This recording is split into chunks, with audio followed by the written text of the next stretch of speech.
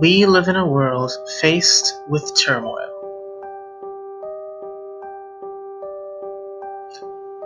Climate change and rising levels of poverty and inequality have placed our society in jeopardy.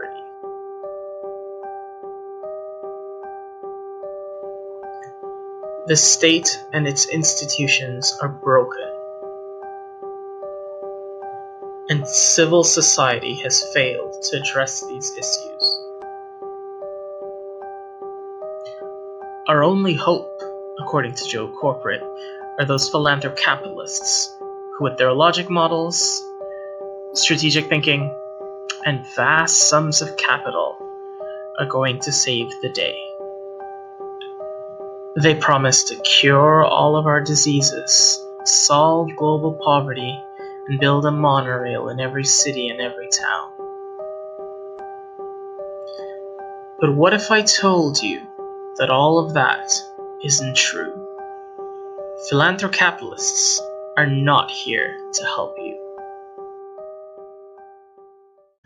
To understand the dangers of philanthrocapitalists, we must first understand what it means.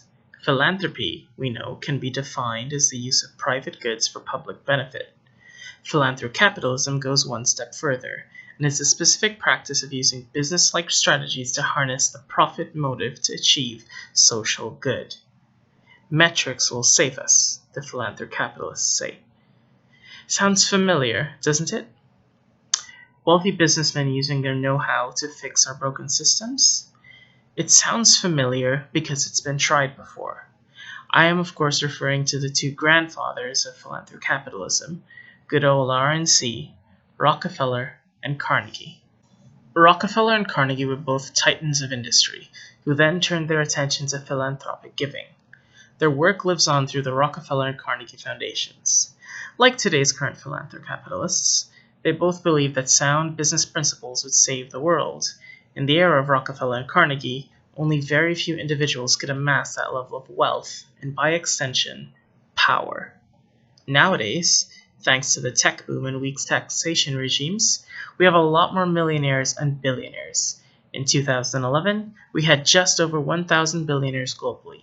In 2018, that count stands at just over 2,200. 2,200 billionaires committed to fighting poverty and curing diseases sounds like a good thing, right?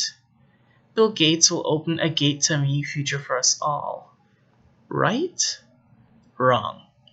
Philanthropy has its flaws, and what is happening is that philanthrocapitalists have taken the negative aspects of philanthropy and, through philanthrocapitalism, amplified them to an unheard of degree.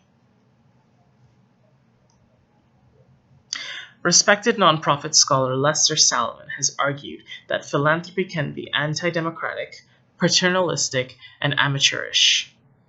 When a wealthy person decides the best way to solve a social problem, without the input of the state or the intended beneficiaries, the result is a process that is anti-democratic in nature.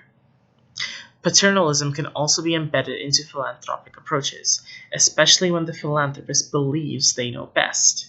And the reason why so many social ills or problems occur is because communities and nonprofits lack the skill and character to achieve success, unlike the philanthropist who has succeeded at everything they ever did. Finally, and this touches on my last point, philanthropists also assume that just because they are good at one thing, of course they are good at everything else. Philanthrocapitalists take these qualities to the extreme. To show you what I mean, let's take a trip back to school. No discussion about philanthrocapitalism is complete without talking about Bill Gates. Through Microsoft, Bill changed the world and gained great power, and we do appreciate that he decided to bend his talents to philanthropy. Or do we?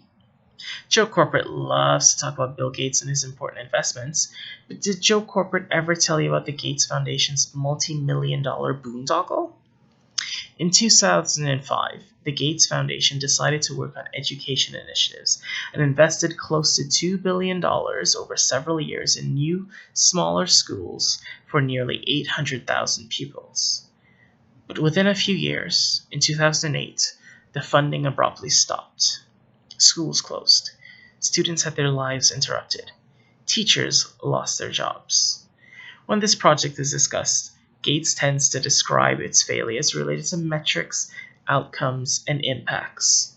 The overall impact of the intervention, particularly the measure we care most about, whether pupils go to college, it didn't move the needle much. We didn't see a path to having a big impact, so we did a mea culpa on that. Not lives impacted, not jobs lost, not opportunities denied.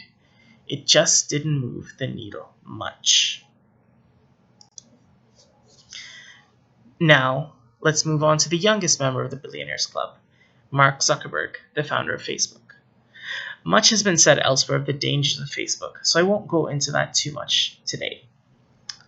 Much has also been said about the Chan Zuckerberg Initiative, Mark's venture into philanthropy, and I'm sure that Joe Corporate has made sure that you know and understand that Mark Zuckerberg, unlike all those other billionaires, isn't using his foundation as a tax shelter.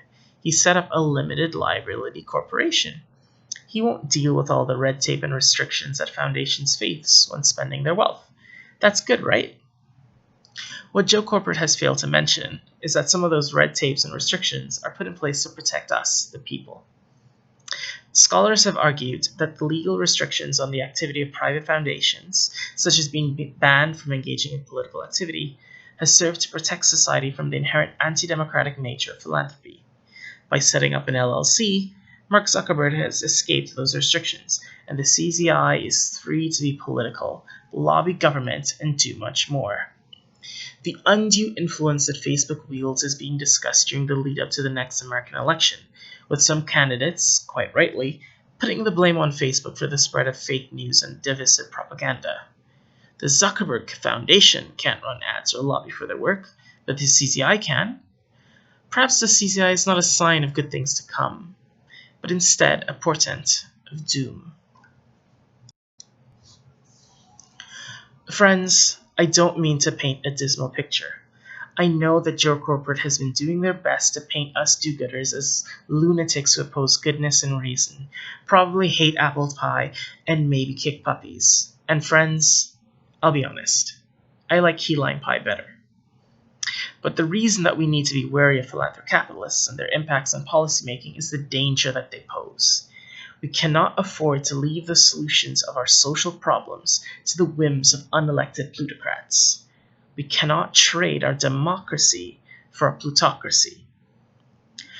Joe Corporate likes to claim that the state is broken and nonprofits can't keep up. But whose fault is that? Let's go back to the Rockefeller days. Like most modern philanthrocapitalists, he believed that business principles delivered via philanthropy would save the day.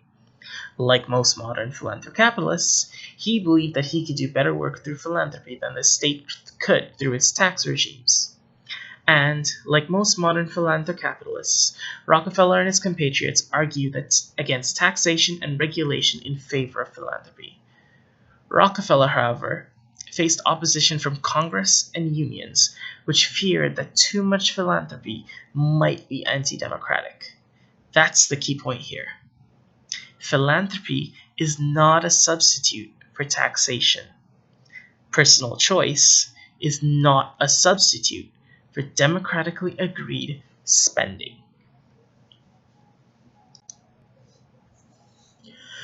Respected academic Robin Rogers has had this to say about the relationship between civil society, democracy, and philanthropy. Civil society and human rights are not natural consequences of capitalism, philanthropic or otherwise. I also do not believe they are mutually exclusive.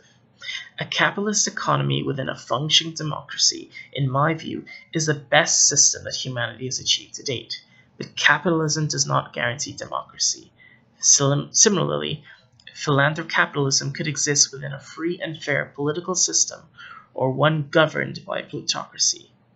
I too believe that this is possible, that we can build the society we want, solve our social problems, and ensure that we can all prosper.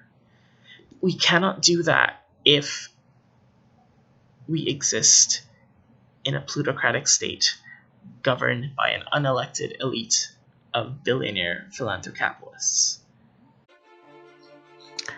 This election season, I urge you to vote DoGooder. A vote for DoGooder is a vote for the wealthy paying their fair share of taxes, philanthrocapitalists leaving policymaking and governance to the experts, and our societal institutions working together for the betterment of us all. We're Team Debbie DoGooder, and we're in it for you. Join us, choose forward, and let us help you get ahead. Debbie DoGooder is 100% funded and supported by you, for you.